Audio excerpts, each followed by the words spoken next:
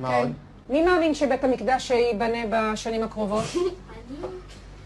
מה יש שם עכשיו על בית המקדש? אז מה יקרה עם המסגד? יישבר?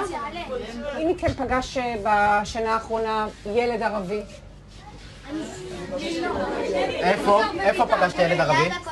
ליד הכותל. ודיברת איתו? לא, הוא דחף אותי, אבל לא הלך. ומה קורה כשאתם רואים ילד ערבי? מה אתם מרגישים? רגשות זעם. זעם? מה קורה כשאתם פוגשים ילד חילוני? מרחם עליו, שגם לא חרדים. למה אתה מרחם עליו שלא נולד חרדי? מה הוא מפסיד? הוא לא הולך בדרך הנכונה. כשאתם חושבים על ירושלים בעוד 10 שנים, כולם חרדים? לא כולם חרדים. חלק ערבים, חלק חרדים. כולם יהודים, ויש גם ערבים שהם עבדים. תהיה משיח, הבנתי, כן, מה אתה אומר? שמלחמה כל הערבים ימותו, וחלק מהם יהיו עבדים. קיבלת את כל הסיפור שלך.